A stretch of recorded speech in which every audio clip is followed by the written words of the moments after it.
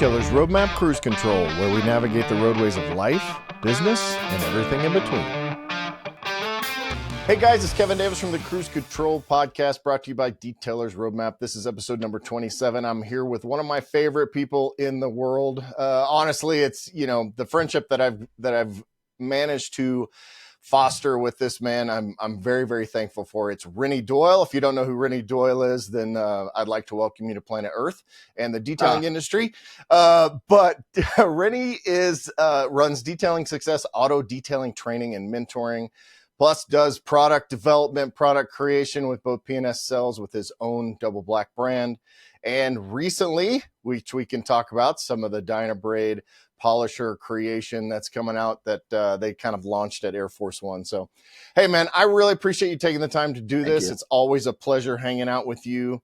The first thing we always ask on this podcast in particular is I want to know your backstory, the detailing superhero backstory. I asked Kelly Harris this the other day, and he told me the whole story, which was awesome. So just lay it out. I think a lot of people know you and know your personality and know kind of what you've done, but they may not really know the whole story. So, as much or as little as you want to share, I'd love to kind of share that with the audience. Yeah, Kevin, thank you for that introduction. And likewise, become great friends over the years. And it's just not by chance. It takes work, building this trust. And Kevin's one of these guys that, a man of faith, but a man of words. Which means he's not shy of going to cuff, as they say in the old world, which means just challenging you, And so I think we need more people like that, not just me, but more people. And Kevin's one of them. He's straight up, straightforward, and we appreciate that. So thanks, man. Just to give you back that friendship. But my story's like a lot of detailers. Is I think a lot of us back in the day, and a certain degree, probably a good percentage today, started with very little. We either came from broken homes or broken past or troubled past or, a different thing. Mine was, grew up poor, like a lot of people. We just didn't have a lot. And my dad was absent from the home and from my life. And I had this amazing Italian grandma. And I just, I think my grandma, we shared a room together for 19 years, from the time I was born until the time I moved out when I was just shy of 20, that was my roommate, and as you can imagine, you get 13, 14 going through puberty. That kind of sucks having a roommate, but it didn't take long until that didn't last very long. And during the whole course of her life, she just kept, dropping bombs on me, good bombs on me about what life is. And she'd come from a humble beginning and really built something up with my grandpa. And I always tell people I kind of feel sorry because my grandma, I think I kind of burdened her, in a time of life to where she should have been really living a good life after everything she did. And it just, she had to take on a family. Mm. And I found out when I was right before my 13th birthday that we were on welfare. And my grandma was handing something over at the counter that I thought was money in the early days. And I just wasn't paying attention. Half a kid, I didn't care. Money looked different. School was a secondary thought for me. All the fun was, so, I don't know, I thought maybe it was a different currency or whatever it was.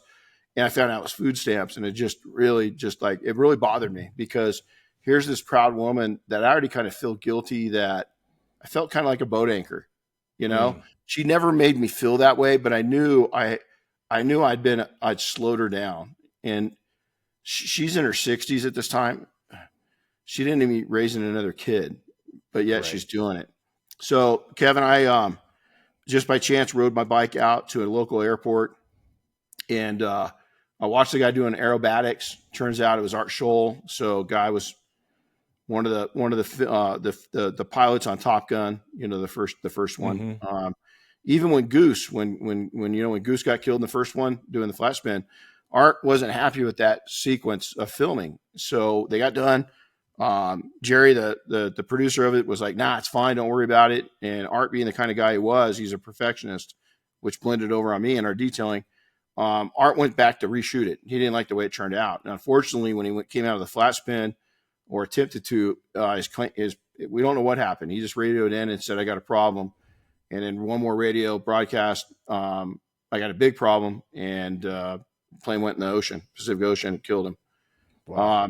But even that affected me in a learning way, because it just, I don't know. I was still young. I was still into detailing when that happened. I hadn't sold my first detailing company yet, but I turned it into something. I say, I used to brag even like 10 years ago. Yeah, I sold my first business, and as I've really matured and gotten, it wasn't really a business. I was young and I was cute, and I had sympathy. People dug that I worked so hard, and I didn't pay taxes. I didn't know what taxes were. I paid everybody. My brothers helped me, paid everybody under the table. I wasn't making a ton of money, but these people bought me out because I was a thorn in their side. Oh, They wow. needed me gone. Okay. And so they were a legitimate company that was trying to break into the aviation side. And I already had that segment taken care of, and I wanted to go on to do things. And there it was. So now flash forward, I started many businesses after that. Got into window tinting industry when it was still new, but I really went towards, believe it or not, cars have been my life, like you.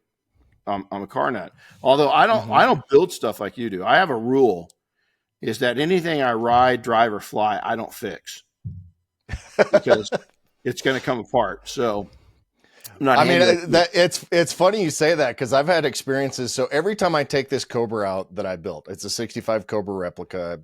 Every time I take it out and I drive it way too fast, and it, like, as soon as the first time I drive it, I get out and start shaking. Primarily because this thing is stupid fast, and secondarily because I think I literally put this thing together by myself with my two hands. So there's no engineering degrees involved in everything. Right. Everything's torqued to spec, and I know what I'm doing. But at the same time, in the back of your mind, I'm like, I know the idiot that built this thing, and I'm out doing 155 in it on the, 55 miles an hour. That's all it 55. goes. I didn't never gone over. Yeah. That one was a mistake. Well, see, that's right. I'm I can do light duty stuff, but I don't build things. But the one thing I always gravitated to, and a lot of people just, they see the me now, but they don't know or they see the you. We see the other people are sitting in front of us now.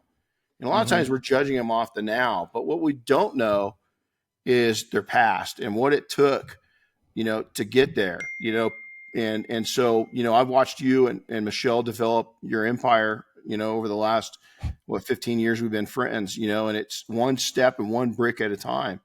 And so I just kept adding to that. But more importantly, what happened was the business I started, and none of them failed. I was able to sell everything I went into, but I went into one I didn't know real well. And I went into it with my dad, who I just met. And that was in real estate. I'd been messing around. I built marinas for a company. I had a short stint in corporate America, and I really enjoyed it.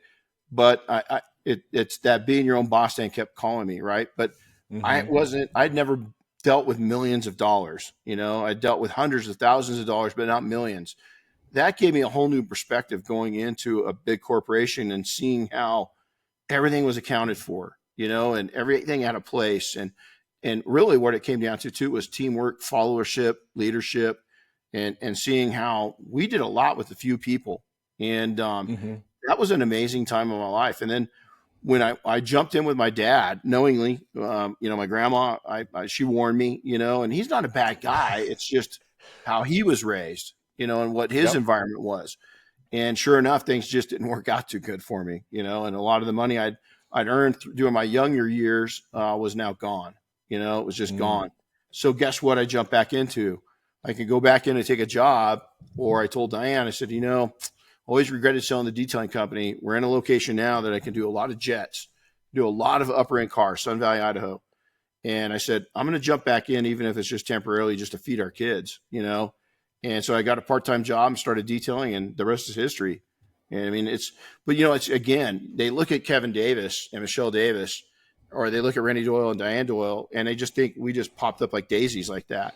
They don't see the backstory, how it was to get to where we're at today, and to have, to get the first jet. I'm talking, these are, Air Force One that you were just up on. The thing's valued at over $300 million. 20 years ago, I couldn't even gotten the bond to do that, because it was, right. Seriously, it's so tough. But they don't see that. But the progression that we all do, it wasn't instant. And anytime that I went, I don't know about you, but when I went to try to go instant or start skipping rungs on the ladder, I always came back way down. I ended up lower than I was. When naturally other people came into it and they boosted me and they brought me up several rungs, that's where it always worked out really well. But me just trying to force my way in, everything's got a timing, and it took a while to learn that timing. Yeah, for me, it's as I get older and more mature, let's hope, depending on what we're talking about, I find that, and this is a big part of what you do in your life, primarily probably because of the mentoring that you had, but you mentor people to help them do better. And I think over time, what I've learned is to seek those people out. I'm not as smart as you. I didn't sell all the businesses. I just kept adding more. Right. But like, as I start new things, I've got this other project I'm doing, and I'm seeking out people that know better than me to teach me how to do it so that I don't fail in as many ways as I ordinarily would.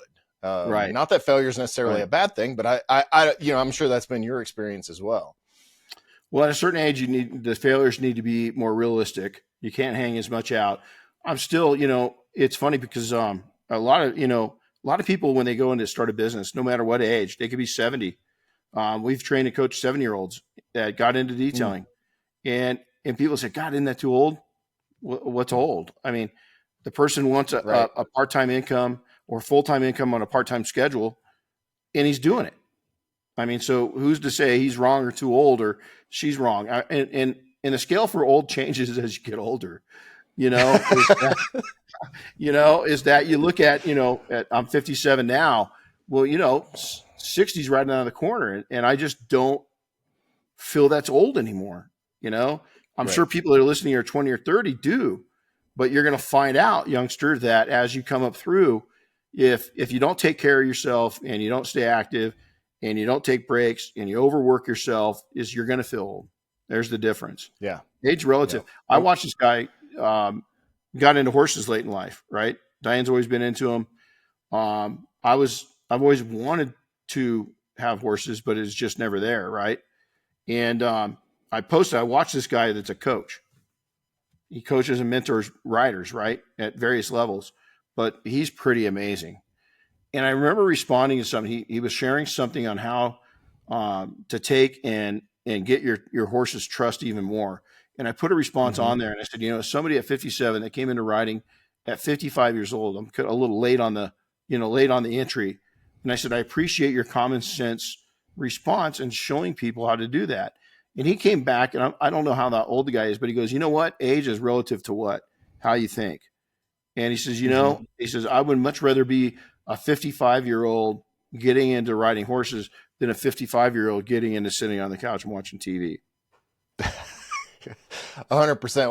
Well, I'll turn 51 in December, and so I'm not that far behind you. But I was thinking about this in some of our earlier conversations that we've had, and I just started. I've always wanted to get my pilot's license, and so I just started doing online ground school to kind of start this process. And I was thinking, and I'm trying, I'm reading these FAA 40-page chapters, and just like, my brain works still pretty well, but I'm thinking, man, I wonder if this would have been easier 30 years ago, probably.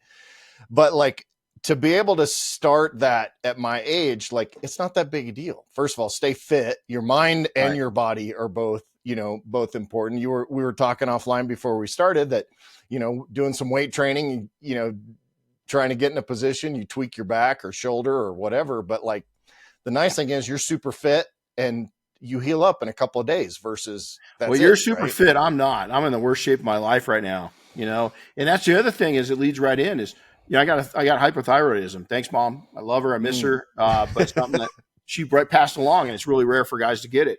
And, I finally got onto a specialist and stuff like that, but it took a hit this last 8 or 9 months, and I'm not happy with myself, but that's a change here, and it's just being dedicated, and then just getting this, this little butterfly organ that's right here, tweaked a little bit to where, we had it fixed for a while, and poof, it just erupted. You're going to come across stuff. Your life's not going to be a bed of roses.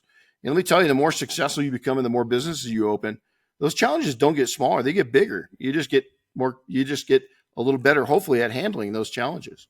This episode is brought to you by Detailer's Roadmap. Hey, spoiler alert, that's us. We all know you need a kick-ass website in order to be successful with your business. The good news is at Detailer's Roadmap, kick-ass websites, that's kind of what we do. With the latest performance, designs, and SEO strategies, Detailer's Roadmap is your one-stop shop to be successful on the web. And don't forget, we have the best support team in the industry. Whether you're an existing partner looking to improve your lead generation or you need a brand new website, Detailer's Roadmap is here to help you be successful on the web. So go to detailersroadmap.com/success and get started today. That's detailersroadmap.com/SUCCESS. Yeah, and I mean, it's just as you take your business to the next level, and maybe you find an equilibrium that like, hey, I'm perfectly content with how this is. Like, not every, small business needs to be 25 employees doing $5 million a year, all of that. Some single operators in our industry, especially detailing industry, if a single operator and you're making 120 grand a year or whatever that number looks like to support your family and to enjoy a life that you want, have at it. Right? Yep. It's fine, and deal with the things that you're doing, but going to each step definitely needs some forethought. It's interesting because I was just talking to a friend of mine that's not in the industry, but he loves to, it's kind of cool now that when we first met, detailing wasn't a hobby for a lot of people. I mean, Right. Griots had their following, different people had their following, but now it's kind of like, it's like the in thing, I mean, you see all these, well-to-do people that are really getting into really detailing at another level. And here we are doing it. But I had somebody ask me, would your road look the same if you could repave it? And I said, no. And I said, I would have stayed to my shop. I would have ran a 3-person shop and made 80% of what I make right now and had a lot better lifestyle looking back at it. But I chose my course. I don't regret it, but back then it would have been a little harder road and, but it would have been possible. But I agree. I think there's people out there, a good friend of mine, Josh, he runs a multi-million-dollar detailing operation, multi-million-dollar. And, it's tough. It's not as easy as people think, and it wears on you, and it's, why do you think the presidents go in looking nice and fit and young, and then they come out and they've got no hair or gray hair? It is the same thing for small business. Yeah, it's not, I mean, the numbers get bigger, the stress gets bigger, especially, depending on what your attitude is in all that. I tell young people, I mean, I tell everybody I can, but if your main goal is to make money, you lost already, because there's never going to be enough, right? Nope. Like that's, so I was very fortunate and blessed early in my corporate career to suffer. I mean, basically I just made really stupid choices but I was able to like flip a switch and say, I don't need to be money motivated. I don't need to be success motivated in that way. And I changed the way that I viewed work and money. And the philosophy I tell people is use your business and money to build a life. Don't use your life to build a business, right? And so all that to say, if that's your motivation, it's going to get harder and harder and harder. Like the bigger you get, the more you do, the bigger your shop, the more money, the zeros, the positive zeros and the negative zeros get quite a bit larger when you're running at that level. Amen. No, I agree. And it's, at some point it's going to eat you alive. I mean, if you're going to expand, like both of us, you and I both, and our lovely wives, we've got other interests in other industries, right? Or other, other sectors of automotive or real estate or whatever it may be. I've really found out that's what Diane and I were just in Tennessee, and we looked at everything from $50,000 lots all the way up to $1 million ranches. I mean, it was everything. Just that we're just trying to scout out, when the next economy blows up, where's some speculation? Where's some blow up going to happen? Where's growth going to happen? And is it a good time to do that? I mean, my whole strategy in life is just completely, not really I shouldn't say completely changed. In my 20s, I had it going. That mentality you just shared. is that Mm-hmm. I was after just living life and having fun. I'd already started two businesses. One I'd sold, got into corporate America, sold another business, my second one, went into corporate, and that was just a means to have more fun. I wasn't a typical 8 to 5 dude. I was really good at what I did, and I hated it because I was, man, Right. at 7:59 I showed up to work, and at 5:01 I was in my car leaving. You know, that was that whole corporate experience was to learn more about money and managing people and fellowship and leadership. That's what it was all about. But even then, I just didn't have. I had a right mind, and I wasn't chasing the money. And for some reason, kids got involved in family and houses, and I kind of screwed up that line of thinking for about a decade. Yeah, it's really easy to do. I mean, I got my first health club, started running my first health club when I was 22 years old. Wow. Multi-million-dollar health clubs. We had celebrities and, different things. But and then I went to work for this. Basically, this was back in the .com days, if that tells you how long ago this was. But this is, and I started doing corporate training. I was in 2 to 3 cities a week, every week. Missed the first 6 months of my oldest daughter's life. Back in the day when we had yellow pages, I'd have to wake up, grab the yellow pages from the bedside table at the motel room to say, hey, I wonder what town or city I'm in. Right. Like, Yeah, that's pretty bad. But luckily, Michelle was like, hey, do you want to stay married and have a family? Because if you do, we need some changes here. And I don't tell this story very often, but it's a great story. I won't tell the whole story, but essentially I had to go to my boss and say, hey, look, I've got a young family. I can't do this anymore. And I fully expected to get fired. Right. I'm making great money. Early .com days, money was flowing like, milk and honey in those days. And I fully expected to get fired. And he turned to me and said, look, we've been thinking about this other position that we need somebody to fill. We think you'd be perfect for this position. It requires no travel. You get twice as many employees across the world. Come in at 9, leave at 5, work from home 2 or 3 days a week. Oh, and by the way, here's a 40% raise. Oh. So like, I mean, seriously, like it gives me goosebumps to think about it now. Cause like I thought I was going to get fired with a 5-month-old at home, new wife, all of that. And just, it was a real blessing, but from that became the catalyst for how I viewed the rest of my life. It's like, if you put your perspective and your priorities in the right position, in my case, God works out the details, right? Like not everybody's on that same page, whether you call it the universe or fate or luck or whatever you want to call it. But the details get worked out along the way because you're making those choices. Absolutely. And I think that you just said it, and I agree. I share I think that God already had some stuff in motion with you. He said it in your wife's mind. He said it on her lips. She said it to you, and the opportunity was already there. Yeah.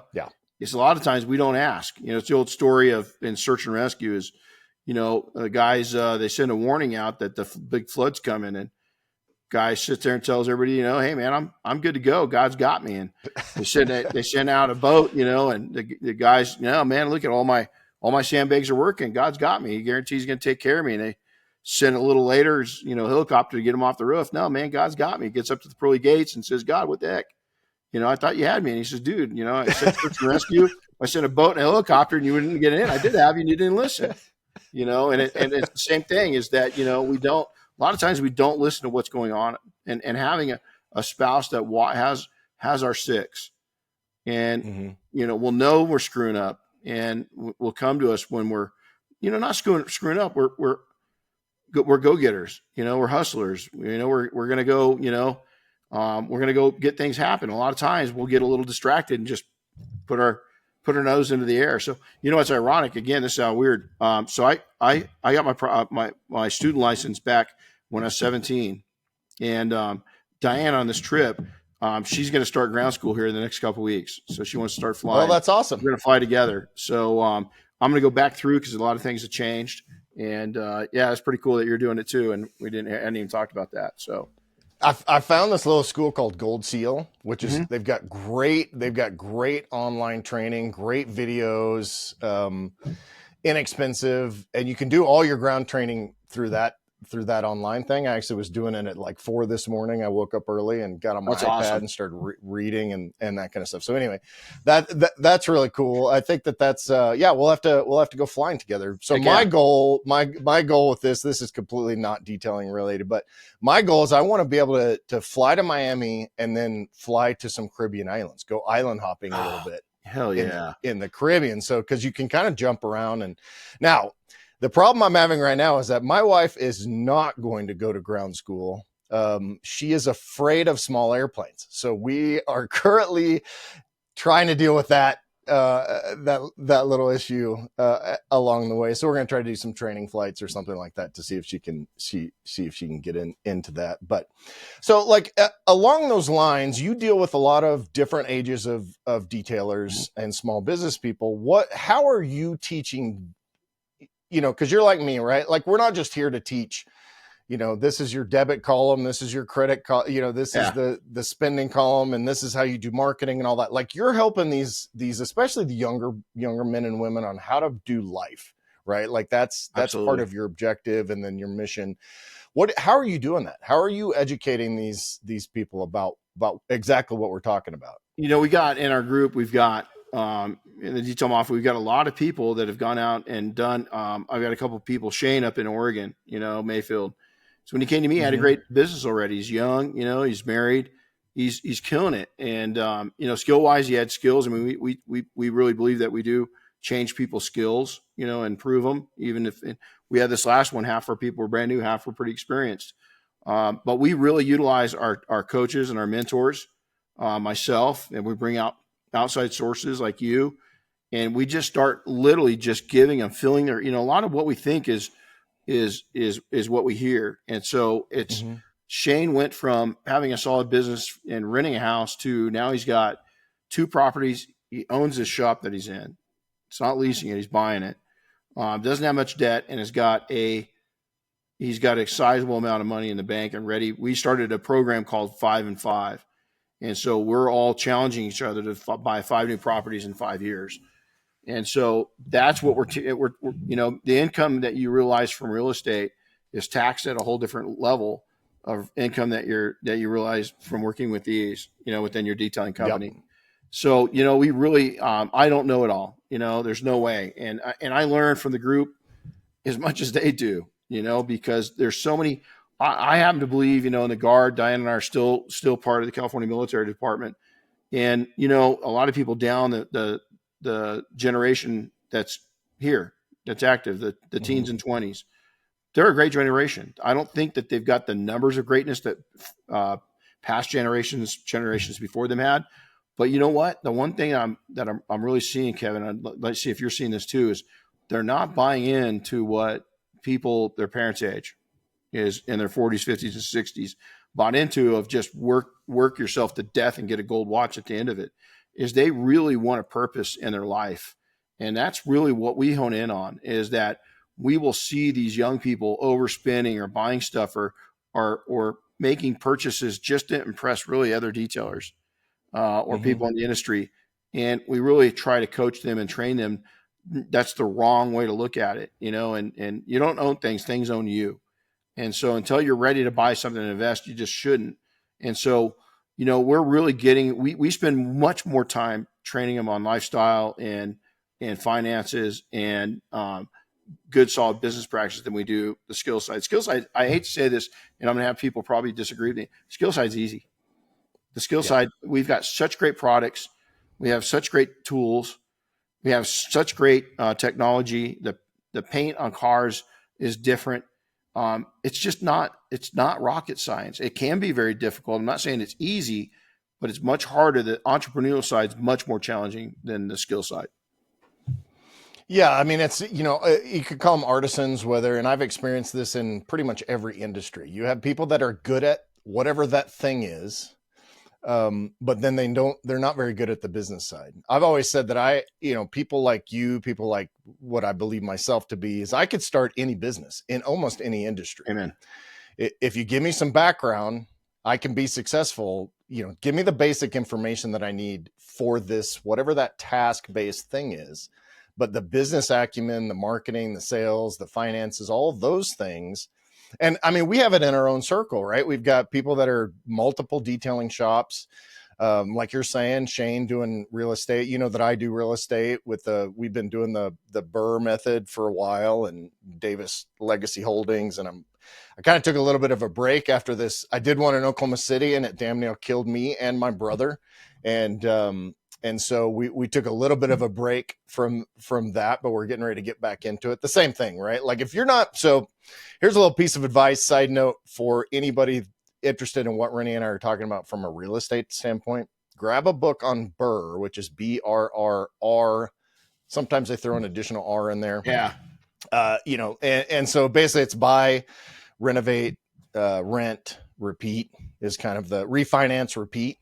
You know, there's a reason rich people don't pay taxes, because most of them own real estate and they shelter it that way and refinance. And anyway, it's a big deal. But all that to say, the business side of all of this stuff is what is so key and so important. And then tying it into with lifestyle. I always call it like lifestyle design. Basically, you're designing the life that you want to design. Because yeah, as far as detailing goes, with the tools, techniques, and stuff, you've got you need knowledge in order to problem solve. But as far as doing the job, it really is not, you know. And I mean, dude, I say this as a guy that detailed full time. Like I'm not the smartest guy or most talented detailer in the world, but I was able to make a good business out of it. Absolutely. Yeah. Listen, it takes art and skill, what we do, and it takes smarts now. You know, the paint the way it is, having paint gauges, the interior, all the science behind the interior, it really does. But it's when you get past just making a buck and surviving, if you want to do more than survive, if you're happy living paycheck to paycheck, is just average detailing is okay. But if you expect more out of your life, you know, you're going to do more. I always tell people the analogy of this, that if you ever have a bowl of cereal, is that the way that you make a bowl of cereal is if you're smart, is you take and put the cereal in, and then you put the proper amount of milk in, right? And a lot of people, what they're doing is they're taking in and putting the milk in, and then sprinkling the cereal on top, and it's overflowing, and you can't get near as much cereal in there. The stuff that you really want, you could just go have a glass of milk. If you really want cereal, you're putting it in the wrong order. And so many people live their life and their business that way, is that, you know, you've got to put the important stuff in there first. And that's going to be, believe it or not, you're going to be a lot more creative and a lot more successful if you give yourself a couple of days off a week and go play. It doesn't have to be expensive. And I understand during the busy season, work 6 days a week. We did that for 20 years, but we didn't. We only worked 3 or 4 days a week during the slower times, you know, as we made up for it. We called it comp time. And we gave ourselves comp time to go play and relax. You know, it's circulating right now. I've seen it several times, and I love the saying is, learn to rest, don't quit. Learn to rest, don't quit. So, you know, a lot of people need to learn, and I get it, the grind, the hustle, the 24, and there's a badge of honor on that. There's really not. The badge of honor is when you can take and build a business up, and you're making your money, and you're doing it in 4 or 5 days a week. That's a badge of honor, because now you got a life. It's like Shane, us talking about, you know, we're looking at a commercial property in Utah right now, and we got this co-op built to where there's several of us to come together. And if we want to go buy a $2 million business, we all just put the money together for the down payment, and we create a C Corp or an S Corp, and we go buy the building, and then we just, you know, we own it. Yeah. Now the detailer that wanted to buy the building, one of our tenants, and he's also part of the partnership.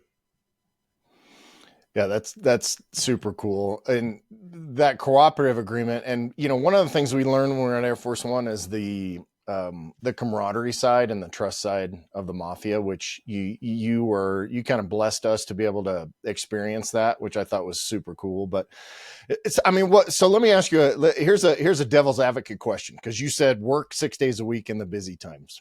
What if you don't? Okay. You're gonna get pay. You know what? At a certain degree, we didn't have to anymore anyway. But our guys were hungry, so I had to remember they're in a different platform than I am. So they wanted those hours during that time because they wanted to buy a house, they wanted to save up, they wanted to, and so But at a certain time, guess what they didn't want to do? As they matured and they got into their first house and they had their first child, they didn't want to work 6 days a week anymore. Right. And we honored that. So, sometimes when you're not too available, you make yourself more worthy. I think that, Yep. is your wealth, it's okay to have a higher price tag to have access to you. Yeah, And it's a huge market. Like the word scarcity in marketing has been ubiquitous from the very, very beginning. Even the snake oil salesman, only available today. The snake oil guys were up on that platform 6 hours only during the day. You buy it now, or I'm on to the next town, right? So that scarcity component from you as a business owner or as the whole business is also super important. no, it is. I think, and if you make yourself too available, it really, when I see people, I listen, I remember times, and I always tell people, we never gave cash discounts in our shops. We didn't do car washes. We weren't a car wash. We were a detailing company. We did maintenance. That's different. Mm-hmm. Two different platforms. But anybody listening that's brand new, that's really struggling, I'm going to tell you, there was times in those first 3-4 years when a $20 wash came in, I took it because I needed $20. But that had to be the rarity, and I knew it, and I didn't own it, and I didn't go after that. But if I needed it, I took it. And pretty soon, I didn't need it anymore. And so, I know how it is to be hungry. I know how it is to not know if you're going to have enough money in your account to pay for that tank of gas. It doesn't seem to me the 30 years have just flown by, and that's the other thing, is that you're going to get so busy on this that not slowing down. And, I can tell you this, 2 things for sure. We were born in this world and we're going to die. You're going to die. There's been one person in my life that didn't, Mm-hmm. only one escaped it. And we won't get into Was that. great. Greg Laurie said the statistics on death are pretty impressive. 1 out of 1 people die. That's exactly it. And so, listen, and what I've done on the side gig, doing search and rescue, pretty much my entire adult life, is you see young people die too, unfortunately. Mm-hmm. Yep. Is you don't have to be, look at, who would have guessed just a couple of days ago, I came back from vacation, Diane and I stayed in this cabin in the woods of Tennessee. We didn't have there was no TV, there's nothing. We loved it. And we didn't know that Jimmy Buffett had died, that he passed away. Who would have thought? To you guys, he's old, 76 is old. He wasn't planning on leaving this early. He probably was thinking 86 was more of a reality, but he got him. And so here's somebody with all the money in the world, and it didn't save him. And I guarantee you at the end, if you see the tributes that were written to him, it said this: he had his family, close friends, and his dogs near him. Yep, I saw that. Married for 46 years, by the way. Yeah. I just got chills. Yeah. But you think that he didn't have his banker there. He didn't have his, he none record of that. Company executives, other than if they were his friends, I'm sure. Yeah. Right. And so, is that you got to live each day and listen, man, a lot of people will say, well, Renny, Kevin, it's easy for you to say that you've arrived. No, I can say this. I would have arrived better and sooner had I downplayed overworking. If I'd fed myself happiness and done more lifting and done more camping with my kids, and even just what I do now is in the morning, nobody disturbs me in the morning. I don't have like this rule. I just wake up early enough to where there is nobody else around. And that's the thing. Right. And I get in and I say my prayers. I said in my meditation, I give my thanks every night for what I pick out 3 things every day that I'm grateful for. That gratitude, that attitude of gratitude is, if even on a bad day, I came home, we had this amazing vacation. Flying is a disaster. Now by the time we got home, we'd been up for 36 hours. It's just not, and I wouldn't trade any of it. I said, God, thank you for the ability to go all the way from Tennessee back to Big Bear, California in one day, because the generations before us would have spent maybe a summer and a spring doing that, Yeah. And I just did it in one day. And I'm so thankful for, my ancestors and the people that came before me to allow me to live in a time to where we are so fortunate to be able to go see and explore. Diane had never been to Tennessee before. And I've been, she's really gotten into this equestrian thing. Both of us have, but it's her whole life. And, we are in an area that's got 400 miles of horse trails, 400. And so the joy of seeing my wife so happy was priceless, but you got to be thankful for it.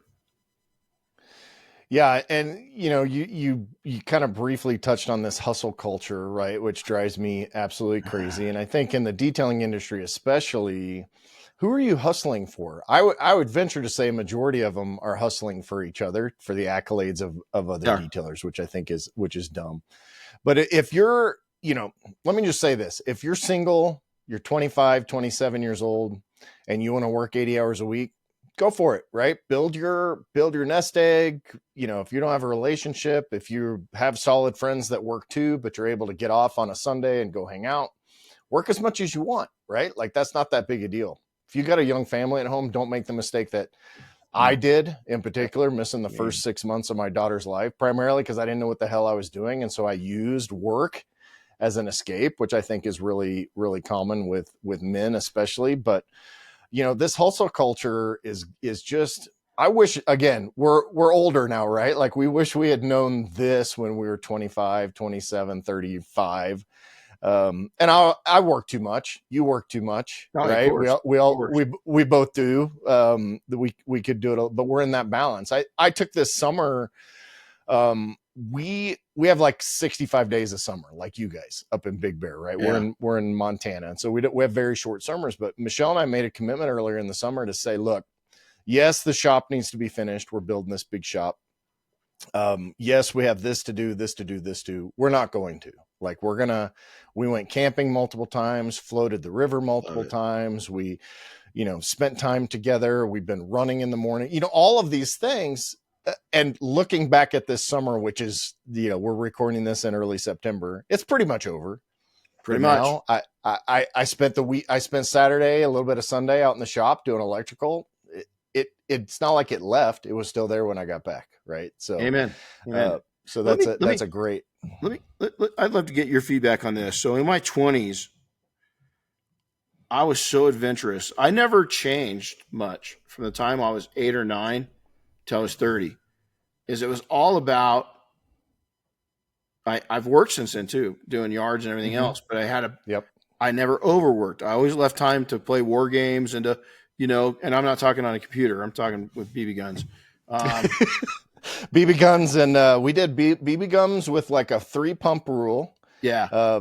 Friends of mine and my brother still have BBs embedded in their body. Yep. And then we had the bottle rockets. This was back in the 70s.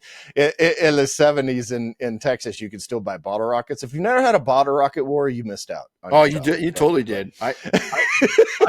My wife wasn't very happy because I showed my kids how to do it. We lived up in Idaho, and she was like, one of them hit my son, and it was actually one I fired, so I felt pretty bad. Didn't hurt him or anything, but we had safety we had safety equipment on. We didn't have much. We just had safety goggles. But no, so let me ask you this: is I think a jet, you're flying, right? You're going to be a pilot. Is look at if you take a plane and it's got the optimum range of where you're at in altitude and speed and climb, and how much you're putting into it is how far it's going to go. Correct. Mm-hmm. Well, now let's take that up to an F-22, and let's say that you get in there and you get in that F-22, and you got a reasonable pilot flies the plane reasonably, or you've got a pilot that is just constantly on the afterburner. What's the maintenance on those two aircraft going to be like? Night and day. That afterburner, full power is going to be burned out. The little Cessna isn't going to have the range. Is that when you go at it moderately and you take and you pace yourself, your longevity is a lot better and the maintenance is a lot less. So if you're in your 20s and you're getting the habit of overworking, it's going to take you. It's because this is what happened in my 30s. In my 20s, I had the attitude of, man, I'm going to play. I'm skiing all over North America. I was just chill. I went to Hawaii, and I spent 90 nights camping the Hawaiian Islands in my 20s. 90 nights. Wow. How many nights did I spend doing that in my 30s? I didn't. As I got stinking thinking in there, and I got myself programmed, and it took my entire 40s to deprogram myself from overworking. And it made me I'm not going to lie, it made me I was bitter for a while. I had some issues because I was angry. I knew I'd done wrong. I knew this isn't me. I knew there's got to be a better way. I was not happy. And therefore, when you're not happy, what happens with the people around you? I've got the same wife, I've got the same kids. Did it cause friction? Absolutely. So you got to be really careful building habits long term that are going to be really hard to break later. This episode is brought to you by Detailer's Roadmap. Hey, spoiler alert, that's us. We all know you need a kick-ass website in order to be successful with your business. The good news is at Detailer's Roadmap, kick-ass websites, that's kind of what we do. With the latest performance, designs, and SEO strategies, Detailer's Roadmap is your one-stop shop to be successful on the web. And don't forget, we have the best support team in the industry. Whether you're an existing partner looking to improve your lead generation or you need a brand new website, Detailer's Roadmap is here to help you be successful on the web. So go to detailersroadmap.com/success and get started today. That's detailersroadmap.com/SUCCESS. Yeah, one of the things that I love about kind of this current generation and kind of the Tim Ferriss 4-Hour Work Week, and there's a book called Vagabond, and it's this idea, back in the day, it's like, what do they call it? Sow your oats, right? Yeah. Like that's a real old one, which is essentially like live it up when you're young and then work the rest of your life and die, right? Like that's kind of this. And so like, you started out in your 20s kind of doing it right, but a little bit out of balance on that continuum. Yep. And so what I think now, the society, I think that what we've started to realize, and you talked about young people earlier, but what I think we're having problems with is the balance between entitlement. I only want a fulfilling job. I have to feel this way, and this way. So we're in that balance. We're trying to figure that out. But then to live a life, so that company thing that happened, it was 99. So I was in my late 20s at the time. Very fortunate, because then I was able to start my second or third company at that point, and then really change the way I did things. But throughout my 30s and 40s, late 30s in 2008, we pulled our kids out of school for 100 days, took our 25-foot travel trailer and did 34 states in 100 days pulling that trailer. And so and that was 2008. And that became what we called an entrepreneurial approach to life. We homeschooled the kids and just literally, but I mean, and again, I'm fortunate that I don't need a lot of sleep. It's just how I'm built. So I had a full-time web development company at that time. So I was driving all day. We'd see the sites. I would record and post videos at night, and then also work. So I would do web development stuff for 3 or 4 hours.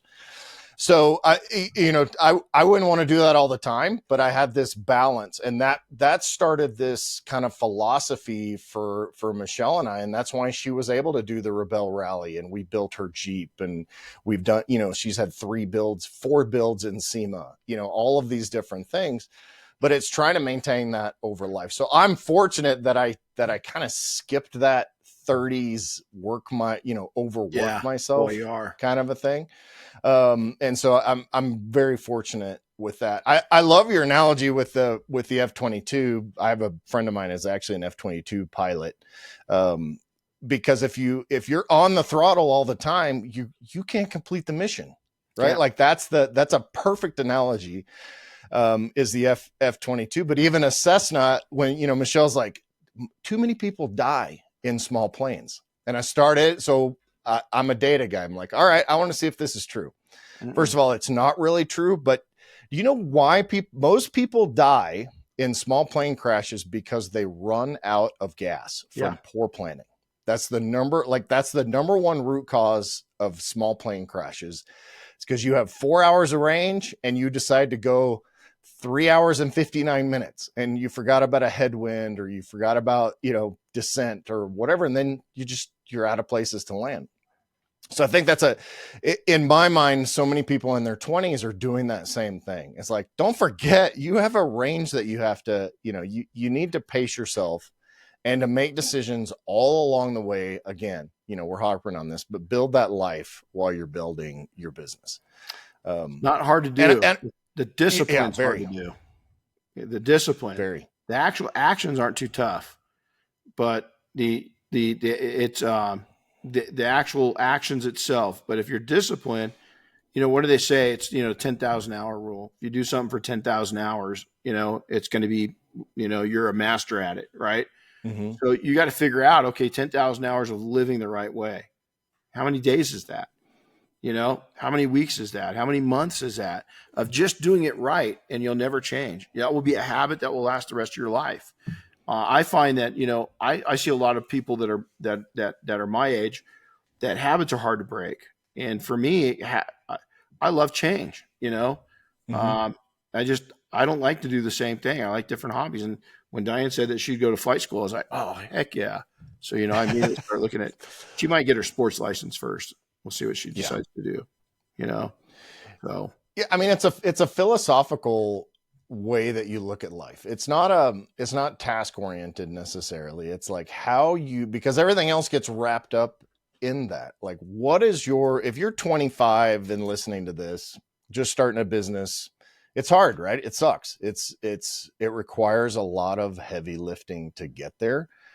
But if you really examine what your philosophy for life is and why you're doing the things you do, if it's because, hey, I'm unskilled in this, or I love cars or whatever, then that's great. Start your detailing business and do well with it. But look at the philosophies that you're developing for your life so that then you can wrap everything else around that. That's it. You just nailed it. And it's so true. And, and again, I think a lot of people now, the old saying, Rome wasn't built in a day, is I think a lot of entrepreneurs, young entrepreneurs, or entrepreneurs even that have come out of the corporate world, maybe they're in their 40s or 50s or 60s, is they see what other people have gained and they go, well, hold on, I've got this lifetime of experience.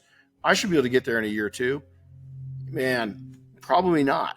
Right. It's going to help you having that education, but you're going to you got a lot of building to do. It's going to cut down on, let's say a 20-year-old with no life experience and no real business experience. Yeah, you're going to do a lot better than them, but also maybe not. Maybe not. What's that passion and drive going to be, and what's your why? Mine was pretty evident. I had to pay the bills and feed some kids. Yeah, and I mean, and honestly, that is, you almost get tricked to thinking that is the why versus like the why is really building a life of security for my family. Absolutely. And the how is I'm going to use the business to do it. And I think one of the problems people have when they're our age is, 40s, 50s, 60s, is that they begin to think they're the smartest person in the room. Yeah. And I think that, we've talked about the ego in this industry in particular, but it happens in all industries, is that if you start to think, and I've probably said this a million times, but if I start to believe I'm the smartest guy in the room, then I'm in the wrong room. Yep. That's exactly it. And that's, my first lesson on my horse, no lie. Very first time I'm with my trainer, is I get up on the horse. I'm excited and anxious, and she starts giving me this directive, and the horse isn't really doing what I want it to do. I'm not really doing what she wants me to do. And I had to stop, and I got off the horse. I took a knee, and she goes, "What are you doing?" And I just kind of put my hand up for a second. I said, "Okay, I'm ready." I said, "I'm really sorry." She goes, "For what?" And I said, "Disrespecting you." She goes, "How'd you disrespect me?" And I said, "I wasn't listening to you. I'm so used to knowing my stuff and being an expert in my fields of expertise that I got on that horse, and your kind of background noise is I was doing what I knew I had to do. Now I will do what you tell me to do." A lot of people need to humble themselves to do that.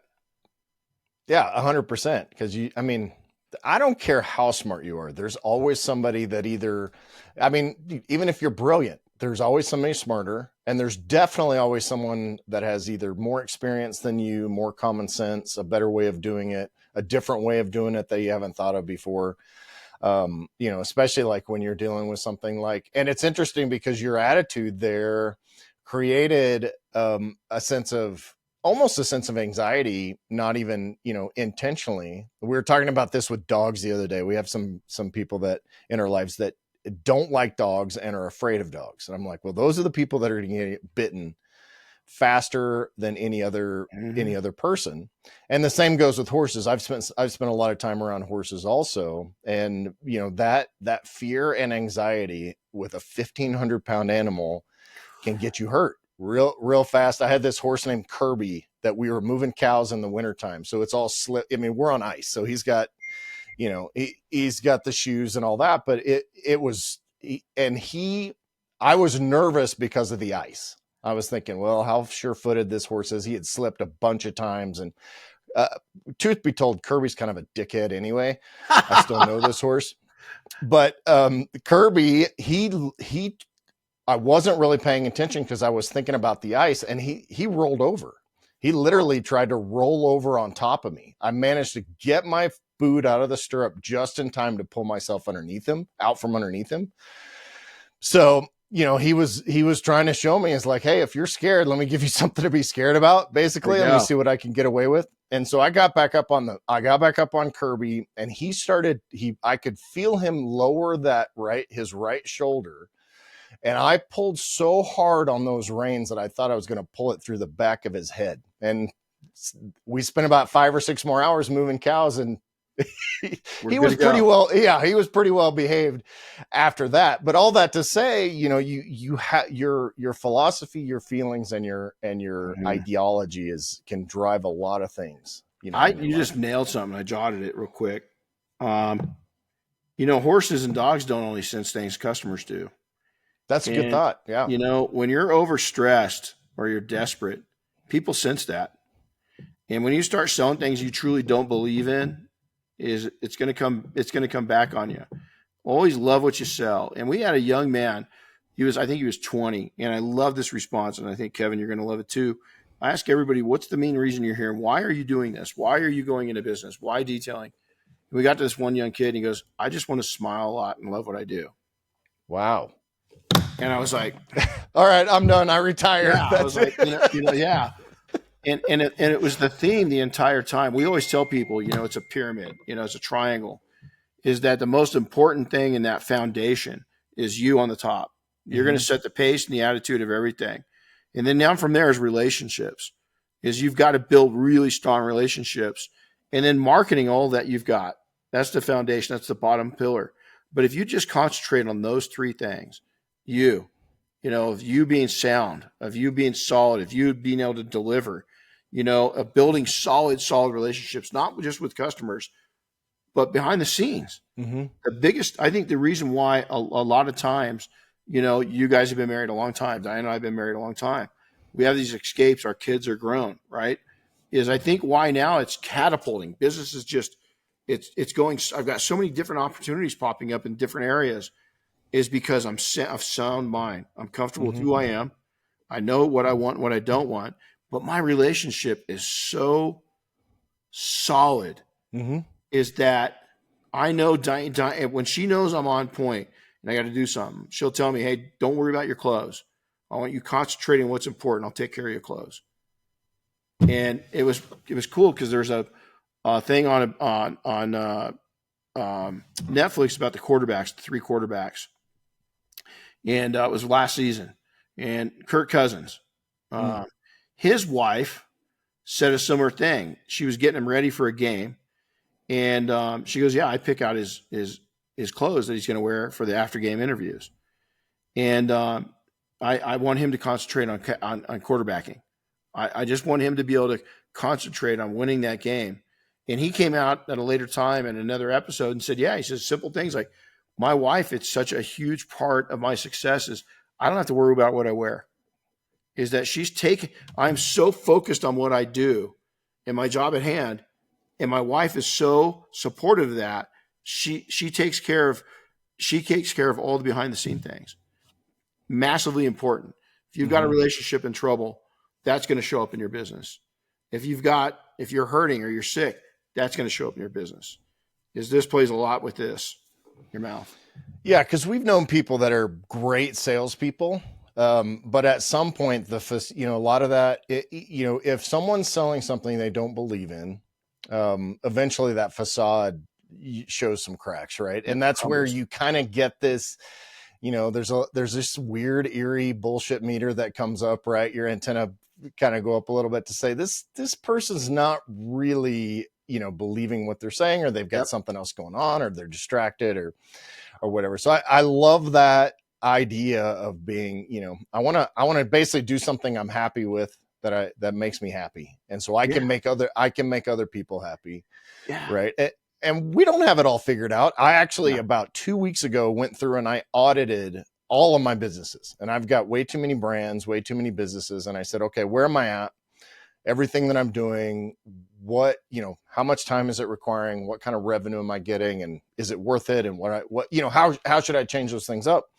And so I actually did. I had to make some changes. I'm probably going to drop a couple of my brands. I'm going to drop a couple of my projects to say, hey, these are the things that are more important to me now. And also the things that happen to be, longevity wise are going to have a bigger payoff, quote unquote, and that could be financial, or philosophical, or retirement, which neither of us are going to retire. So retirement is kind of a facade in and of itself. But that's like, all that to say, if you're a young man or woman right now, kind of just trying to figure this crap out, that's totally okay. Like, try to find people like Renny, myself, anybody in your life that is a little bit older, or if they could be 31 years old, but have a wealth of knowledge to share with you. Kind of go through that and try to learn something from them. My mentors are always people I admired, and I think it's important that you just nailed it, Kevin, that, I looked at men because I knew I wanted to be married one day. So I looked at men that had long-term marriages. I looked at men that played a fair amount, not too much, because then you got a lot of people that are very wealthy and they have all the toys, but they're broke. And so they've got all the toys. And miserable. So, I've never been, I have nice cars, and my Chevelle's back there. Oh, Diane's car's gone. But, we've got reasonably nice vehicles. We got reasonably nice toys. I didn't want things that were going to be a liability, So those are the men that I looked for, and still to this day, is that I've got mentors all over the place. I've got some young mentors that mentor me in social media, coach me in social media, coach me in different aspects of life. I think that's what keeps us young. Is having that youth around us. Youth and wisdom need each other. As I don't like call it young and old. Right. It's youthful eyes and wise eyes. And we need each other desperately. And if you come across an older dude that talks down to you and just, hey, you don't know any better, have you frustrated him to the point where you've taken it, you've asked for advice but ignore it, and he's flustered with you, or is he just being ignorant himself? It's two scenarios. Yeah, those are one of the, we all have people in our lives that are, they'll ask for your advice, and then they do one of two things: either completely ignore you or tell you why you're wrong. I'm like, why the heck did you ask for my advice in the first place? If you didn't, are you just trying to validate your own opinion, which you're not going to get that here, because as you said earlier, I tend not to kowtow or I'm not one. And it gets me in trouble a lot. Just ask Michelle. Yep. Me too. I tend to say what I believe, but at the same time, I'm way easy to say I'm sorry and I'm wrong. Me too. And to say, look, I was an idiot then. I can't. I did a video the other day talking about, hey, you should just say you're sorry. Make sure that you apologize when you're wrong, and make sure you show people, especially your spouse and your children, that this is. I can't tell you how many times I've apologized to my girls, 25 and 23, but especially as a father, because especially in the early days, you're like trying to figure this stuff out, and a lot of it is just trial and error. And so by the time our youngest one, there's 10 years difference between our oldest and our youngest. Mm-hmm. And she a few years ago, she comes and say, man, she's just spoiled rotten. She goes, you're so easy on her. I said, dude, you're a practice run. I had no idea what the hell I was doing. Zero idea. I said, I'm sorry, but I just, I said, I had it down pretty good when she came around, and isn't she cool? And she's like, oh my God, So. Yeah. I had an older guy tell me kids are like pancakes. You might as well just throw the first couple away. And then you get, because when you make pancakes, the first couple are just, kind of throwaway. You got to figure out how many drips to go in there and how big, some a little too big, a little messy. I love it. That's awesome. Yeah. That's awesome. I love seeing your Chevelle back there. I know that I've had two of them. The first car really I ever built on my own was a black 67 coupe Chevelle. And it wasn't original, not 396 or anything. I actually dropped a 350 in it, but and on my street, I lived on McFarland Street, and you could tell after I had the shift kit put into the transmission, it was an automatic transmission. You could tell where those shift points were because there was a little chirp, little chirp marks all the way down to the stop sign. But so I love those Chevelles. But we can talk. I could sit and talk philosophy with you all day. Tell me what's going on. I know you've got, Air Force One. We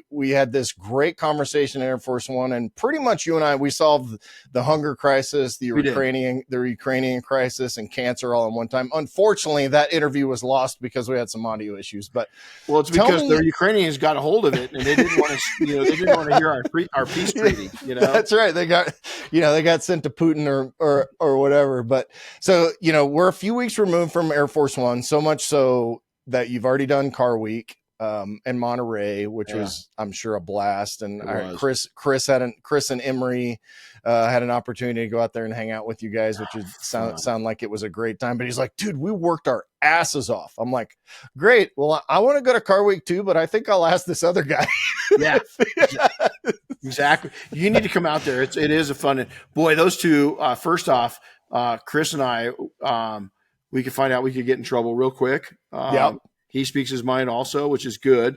But in today's world, in some places, some circles, not good. Yeah, not good. But we had fun. It was never dull. We rode together every day. So we were van buddies. It was a great time. It was a little different one for me as I went around and let the teams kind of do their stuff. I just went and built relationships and let people know who we are. Yeah. And so a lot of people don't want us touching their cars. They don't know who we are. And most of the time after that, once they see what we're doing, it's like, oh yeah, can you come and do ours? And so it was the most relaxed event I'd had. And because I just said, I'm just going to go build relationships. It was a lot of fun and see some stuff. And we did a lot of cool work. It was a great time. We had new people there, but having your team there with us was magical. I mean, it's Rad Company sent some folks. It was magical. I mean, the team was magical. We just had a good time. We had a good time. The best thing about the industry, and we've said this multiple times, is just the relationships that we built and just to continue to build them. And I was having this conversation the other day. It's like, well, and there's always somebody who's like, oh, I don't like that guy or I don't like that girl. I'm like, I like everybody, first of all, and continue to build these relationships. And in our case, you've got way more years in the industry than I do, but even after the amount of years that we've been involved, it's like, well, this person's been at 4 different companies since I've known him. And each one of those companies has something that we can, connect with or collaborate on or whatever. And so it's building those relationships. And in your case, you're out there building relationships with, Gordon McCall and, multi-billionaire company, that have $200 million worth of cars or just the other detailers that are out there detailing some guy's car. Absolutely. Right? Like, and those relationships and that part of it. I mean, again, and it goes back to life philosophy, right? Like the relationship part of anything you do can be paramount. And I say that as a guy that I'm an introvert. I'm not normally someone that seeks out a lot of people, but like I'd rather Michelle and I sit and have a conversation with you and Diane for 3 or 4 hours than go hang out with 50 people. That's us too. I'm built that way. We're the same way. We're the same way. Yeah, it was cool. Meeting the car owners and getting the stories of the cars, and we had some cars with some trouble. I'll tell you what was really impressive is, well, that was a big fly. That was my fly zapper. Wow. Like 9mm. The level, a lot of these cars have already been detailed by the time they get there, right? And I want to tell you, I think that the quality of workmanship is better this year than it has been in the last 7 previous years combined. Wow.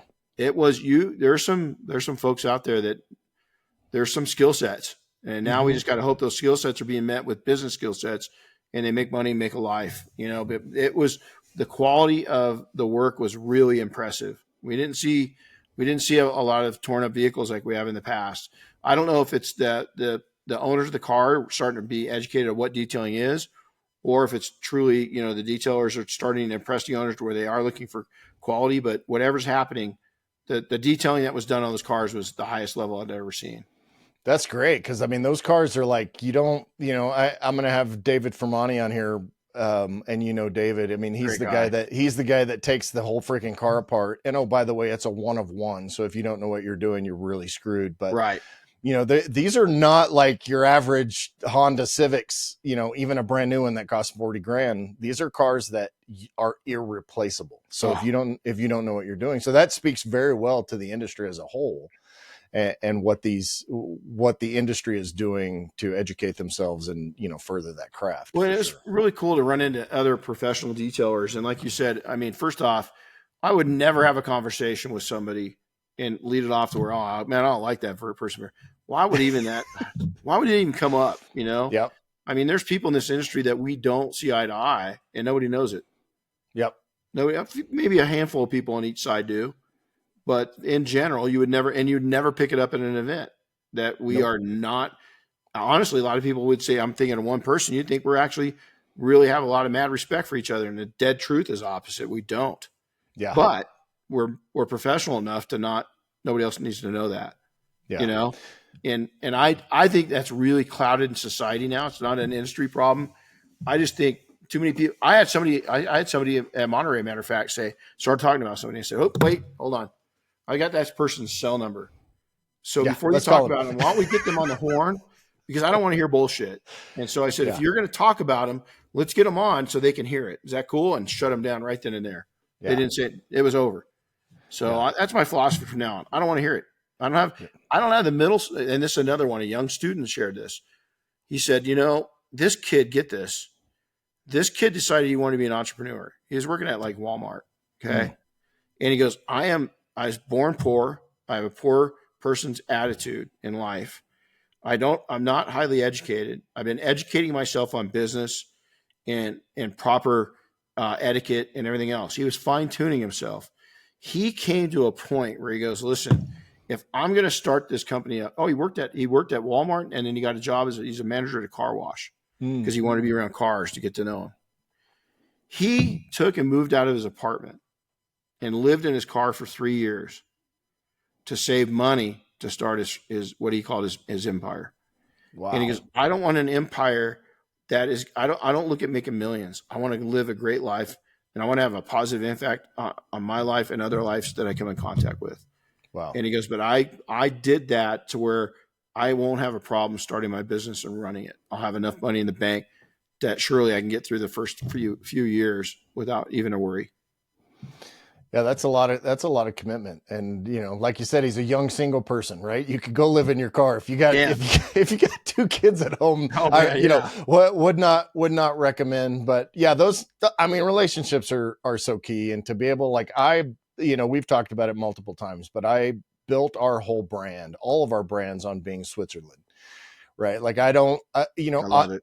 Pretty much everybody, first of all, everybody's got a story, right? Whatever pissy attitude or bitterness or douchey attitude, whatever it is, there's a reason behind it. So try to figure out what that reason is and see if you can work around it and see if you can, we all know people, industry or not, that were like, well, this person is this way, but that's just them. I can still have a relationship with them over here, right? Like this whole level. And honestly, people talk about a lot, haters this and haters that. It's like, I don't give that emotional energy away.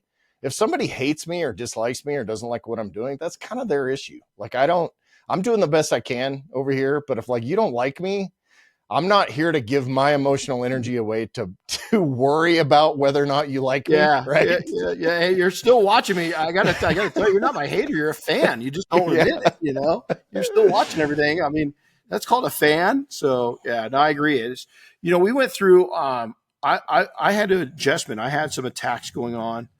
I reached a level I've never been at, and we're going to do it again. Now we've got a product line. We've got a tool line.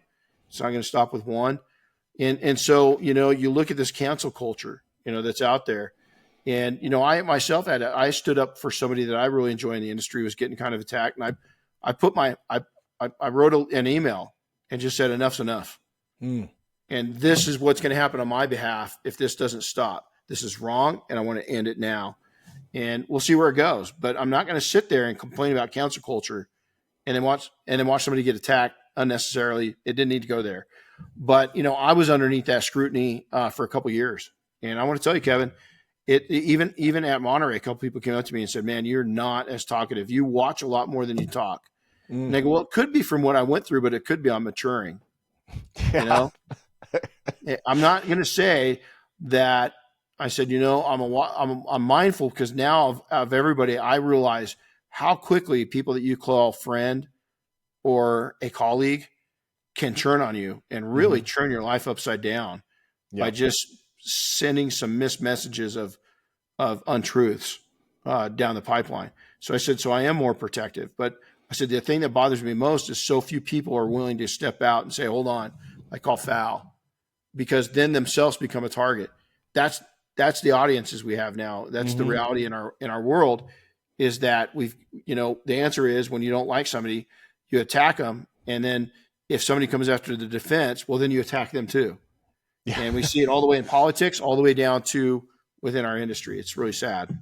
Yeah, which is interesting, because I was just thinking about in the military, right? Even on the battlefield, typically speaking, and this is back when you had man-to-man warfare, if someone was injured or someone was dead, the enemy would not shoot at you when you went out to retrieve them. That was kind of like the unwritten rule, right? Like, the helping of others does not make you an additional target in that case. I mean, obviously it's a completely different thing, but yeah, to be able to stand up, stand up for what's right and stand up for other people. And again, I will continue to say it, is that you only have so much emotional energy. Stop giving it away to the wrong places. Boy, you just nailed it. Why would you? I mean, and I've realized that, and I gave so much, and I'm going to own it. Here I am. I thought I was way past that stage of my life of junior high tactics, and I call it junior varsity business tactics. They're not even on the varsity bench yet, but here they're acting like that. But I got to tell you, they're good at what they did. They got to me. They got to several of us, and I won't say I'm still licking my wounds. I'm still trying to figure out stuff. There's a lesson in there, and I'm sure. So that's probably what does this lesson looks like? What changes do I need to make in myself, if any, or is this is just one of those things that happens, right? Like, yeah, I think we wouldn't play to the game. We could have gone low. We could have we could have came out and told some facts versus fiction. But at that time, what's it do? So I've learned a valuable lesson through all this is when you go to say something, doesn't need to be said, doesn't need to be said by me, and doesn't need to be said right now. Yeah, right. And those are the things I asked myself. And throughout that, I 2 or 3 times I put, and you probably saw things on my feed where, I had stuff up there that typically wasn't me. And I was just trying to send a message, probably a message that, hey man, I've kind of had it. I'm hurting, I've gotten attacked and stabbed and arrows in my back and everything else. I would have been much better off just not doing it. But at that point, I needed that comms, I needed to put out that radio signal that, hey, I'm about ready to snap. I've had enough. And then what I just decided to do is I'm just blunt. I'm bringing it up like this, that it's out there. It's alive. I won't tolerate it. So if you ever want to talk shit about somebody, make sure they're standing right next to you when you bring them up, and I'll hear your guys' battle out. But don't bring them up. Don't mention your ill feelings for somebody in front of me without them being there. Just not going to tolerate it. Yeah. Well, I've said forever that I think that in our, someone that we have a certain amount of people in our world that have not been punched in the face. So, because if people said the things they say online, and actually had the threat of having, being punched in the face. And if you haven't been punched in the face, feel free to visit your local gym and do it, because it will change your attitude quickly. But if you had that instant repercussion, I think that it would change a lot of people's attitudes and actions, especially. It's funny. Last year at SEMA, we were on the floor and my buttons were being pushed pretty hard. And I said something to an individual that was respectful. And that individual offered me back something very disrespectful. And I turned my back and I went to walk around away. And all of a sudden I turned, I caught Diane's eyes and she's like, oh shit. She just knew it right then and there. And I told this person that. I said, I doubt you've never had a bloody nose. You've never had a man just give you a good wallop. And I said, maybe, or in my case, Michelle, a woman. Yeah, there you go. Yeah, exactly. I learned a long time ago not to even, Diane and I did martial arts for years. And that girl is just fearless. But, Mm-hmm. I looked at this individual, and it was around a small gathered crowd of wasn't real loud on the floor of SEMA, but it was on the floor of SEMA. And I told him that. I said, you've never been punched in the face. Maybe I need to come to your hometown, and when this is all over, just give you a good punch in the nose and let you know how it feels. And boy, I'll tell you what, man, that was, some people went nuts on that one. But you know what? That's who I am. Mm-hmm. And I didn't threaten there, but all the snowflakes, oh my God, I feel danger, and he's around, dude. And you find out who really people are. I found out within 2 or 3 days of that, of who was talking tough and who was really tough. Yeah. And you don't need to be tough, but you need to be mentally tough. And am I embarrassed that somebody got to me? No, because I said something. I gave that person the ultimate compliment that I can in my life by whispering 3 words to that person, because I don't say I love you to people very easily. This is somebody that I felt that comfortable with. Mm. That was the ultimate respect statement to them. And then to turn around and say something really disrespectful in front of his companion, in front of my wife. Yeah. No, not going to happen without, I'm not going to go silent. Sorry. Yeah. Well, that shows some maturity and restraint in and of itself, right? So I mean, 10 years ago, our industry was a little different. I was a little different. Somebody would have been grabbing some paper towels. Yeah, people, you guys remember what happened with Renny in 2021? Oh my gosh! Yeah, exactly. Yeah, exactly. Yeah, one last thing. I know you're probably on a time restraint. Is that have you seen the phone booth fights? So there's a show over, and I think it's over in the UK somewhere, and they put two people in it that have a beef with each other, and they're fighters, and you fight it out in a phone booth until one gives up. I like that idea. I think we need a phone booth, So, yeah. Well, in some martial arts, they used to wrap 2 hands in cloth, right? Like you're attached with one hand, and it's, if you can't get away. And I used to actually handcuff my 2 girls together when they would fight. And here's a funny story, completely unrelated, but they had the DARE program at that point. Thanks, Nancy Reagan. But so my youngest was like, hey, telling the DARE officer what I was doing. I still have the handcuffs hanging up on right over my desk. I love it. And the DARE officer was like, great. If he needs any more handcuffs, tell him to come call me. So she didn't get away. Yeah, but I mean, I think that's apropos of how things can work out. But tell me what's going on. I don't want to keep you overly too long. This has been a great conversation, but tell me what's going on with Dynabraid and the new polisher. What's going on the double black line? Cool. Everything else you've got going on. It's an exciting time, and I'm super, super stoked for you, because I know you've been working really hard. And this takes you to that point where I've talked about this too, where you gain respect, wisdom, and admiration to the point, and experience to where the point where there is a financial and lifestyle benefit from those years and experience, right? Absolutely. Which is great. So, Dynabraid 2, this is a brand new tool from the ground up. A lot of people think we're doing a knockoff. We didn't. It was a design idea that I've had in my head for about 4 or 5 years, and it's not one either. It's a series. And so I met Matt with Dynabraid. Actually, my wife works Oktoberfest here in October. She loves doing it, her German ancestry and stuff. She met a. That's the only time you can call her a winch and get away with it. That's exactly it. Yeah. So she just loves it. So she met. Don't tell her I said that. Yeah, well, yeah, she'll watch this. She hears you. You'll talk to her at SEMA.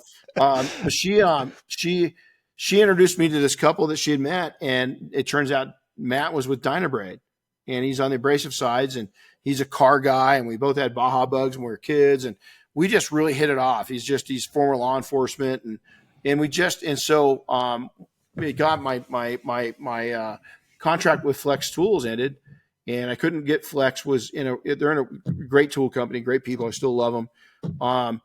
We couldn't get their attention. They just, they're owned by a big brand, right? I mean, Ego Power Tools out of China owns the German branch now, and then just, it's an awfully big company. Went from being a big company to a super big company. And so I set out, Chris was helping me, and I decided, hey, we're just going to take this on our own. So we met with different tool manufacturers, both here and abroad. And then I started realizing, man, there's a lot to building a brand new tool, a lot that I just don't know.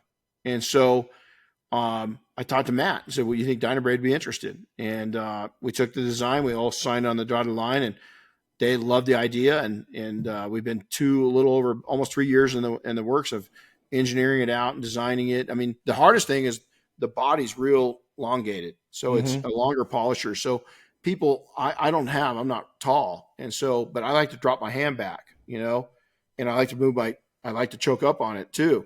Well, now you've got the option of doing that. There's just, it's a GDA. So it's a geared dual action. Just really smooth. We just put a lot of effort into it. So it's really exciting. And you guys did some essential changes and prototyping even at Air Force One, right? Air like Force that. One? I mean, what better place to test and refine that? And Matt worked his ass off out there. Every time I go around, I mean, he was doing awesome. He's a beast. So we're really excited. Double Black PNS has just exploded. I mean, you look at from the beginning, we got with them, and Bob, Dave, and I mean, it was just us, and now we've got a much bigger team. It's a much bigger company now, right? But we've got some new products. Defender just hit this year. Swift hit this year. It's just constantly shifting and changing and growing. And now we're really growing into the DIY sector a lot more. So that's exciting. And this is really exciting because Dynabrade's bringing in to us now a sector I really haven't had a lot of exposure to, and that's the body shops. And that industry's changing. And so this tool, so then we've got 2 more developments. We got, I'm doing another joint venture with another company on a new product that we just got our first test product on. It's not a wet product. It's actually an accessory tool.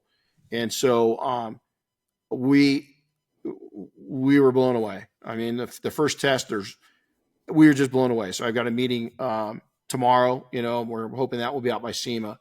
Then we got a third. That's aggressive. Super cool. It is. Well, it's been in the making for about a year. And so there's no mechanics to it. It's just a simple add-on accessory to what's already there. And so, but wait, you mean product development isn't like 2 weeks and you get the patent and it's done, exactly. right? Like that's just so easy.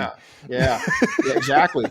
But it was really tricky because, we've been using something in our shop and we had to source that out. And this is where relationships, you just said it, when you have so many years in the trenches, is that you just know who's going to probably be the expert to go to on that. And sure enough, we went to an industry expert, and one of the products they already had, and it turned out that they built that product years ago, and then we're just putting a spin to it. And then the other brand new one that we just basically developed, they had the source materials that I wanted. Nice. And so it just panned out to be, perfect. So a lot of cool things. I mean, it's, we've got a close relationship with Buff and Shine and helping them with their new Edge Guard. We've got a great relationship with Lake Country, helping them with some stuff that they're bringing out, to the industry. And here's the thing: is that competition is Lake Country's builds a tool, and they're coming out with a new one. Okay, is that here they still trust me enough, even coming out now. I had to fess up to them about a year ago and say, look, don't show me any new tool designs. This is what we're doing. Once we get to this, then it might be a good blend for us to just give you an opinion when you're to final. And so how cool is it that there's enough trust between the two of us that's exactly what happened. Yeah. And that's networking with integrity, right? Like those types of conversation, you could be back there saying, look, I'm just going to build this thing. Hopefully Lake Country shares some stuff that they shouldn't. I'm going to use that if I need to, or get ideas. Yeah. Like that's just not the way to do business. But those, again, if you're just starting out or you're, kind of trying to develop these things, build good networks, right? Like don't try to show off for each other. Don't try to one up each other. If there's 5 detailers in your city, get to know each one of them. Understand what each one does. You're all going to do. First of all, none of you are the best. I don't, that drives me crazy. I'm the best in, Podunk, Iowa or whatever. Like everybody has something different to offer from their own shop. So figure out what those things are and be able to collaborate. This is pretty cool you say that. We used to have people, and we had shops. Our main shops were here in California, Sun Valley, Idaho, and Denton, Texas. And I'd always have people, especially Sun Valley, Idaho, because where I lived. I spent the most time there. And we'd always have somebody come up and say, you know what? I'm the best detailer here in town. I'm going to beat your ass. And I said, yeah, but do you make more money than us? Says, no. So, I mean, yeah, you might be better, but if you're broke, what good's it doing you? Yeah. I mean, I want to be a good craftsman. And this is what anybody that's really getting started, as long as your customers are really happy with what the integrity of what you're selling them, don't worry about what detailers think. Stop it. Just the only person you got to impress is your customers to where they keep coming back. You want to be happy with what you're selling. And as long as your family and the people you love are proud of you, nothing else matters. You said it earlier. Don't waste the mental energy on people that it just does. Not that they don't matter to your life, but they really don't. They're distant. Don't worry about it. They're not paying your bills. Yeah, there's a guy named Alex Hormozy that's huge in the marketing space. And he said the other day at one of his events, he's like, if someone is not going to speak at your funeral, their opinion doesn't matter. Amen. Boy, I mean, I thought that was super poignant. It's like, yeah, because you got different people at your funeral, right? You got the attendees. Well, you got the person that reads the obituary. You got the people that are coming to it. You got the people that'll speak at it. And then you got the people carrying you out. Yep. Like that's your network, right? Like, so the people that matter are the last two. Yeah. Everybody else, they can have their opinion, but it's not going to be, if I may segue right off that, Bill Bartell was my first mentor and coach. I dated his daughter. A lot of people don't know it. His daughter was my first wife. We got married way too young. We didn't have any children. We ended up splitting up. We're still really good friends. And Bill and Winnie, her parents, still like parents to me. We lost Bill this last December. And I'd go in. Bill was airborne in World War II. And every time I'd go to drill, I'd come home. First thing he'd do is he'd come in and he'd give me big hugs. And he'd always look at my right arm where my flag was. He always admired the flag. So what I learned to do is I just went and bought a bunch of flags. And at every visit, I'd rip my flag off and give it to him. We go through the same emotion every time. I'm at the stage you were when you were training and mentoring me. What has changed the importance? And he says, people are everything. His money is going to go away. You've got to believe carefully. And he says, but when you have an opportunity to tell somebody you love them, do it. Is when you have an opportunity to take and sit with somebody and visit, do it. The money's going to go and come. Those memories won't. And literally 3 weeks later, he died.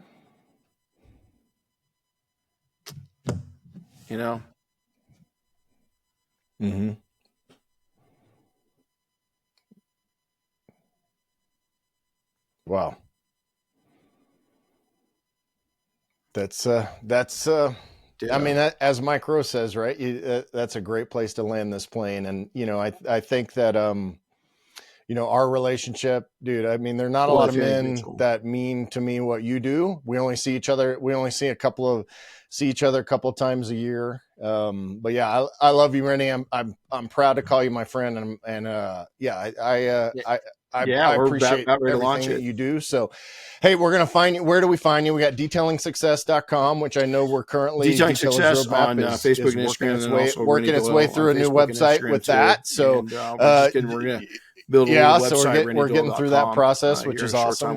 Where else we're going to build should we find your information? So stand by for that. And then you can go over and check out, just Google PNS Double Black Products. Or Dynabraid, and go check out the new tool. We're excited about new products, new tools. This SEMA is going to be pretty amazing. Splitting time between those two booths, and can't wait to see you. Can you believe that, man? Nice.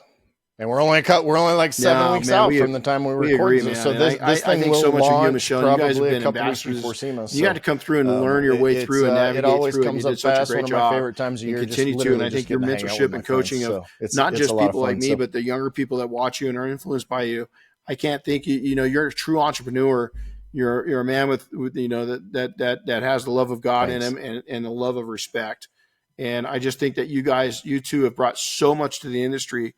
We owe you so much for doing that. So thank you. Well, Well, I appreciate that. I'll pass that along. She's definitely the better half. So, all right, Renny. Well, thanks so much, man. You have a great day. Head over to detailersroadmap.com and get your one-stop success solution today.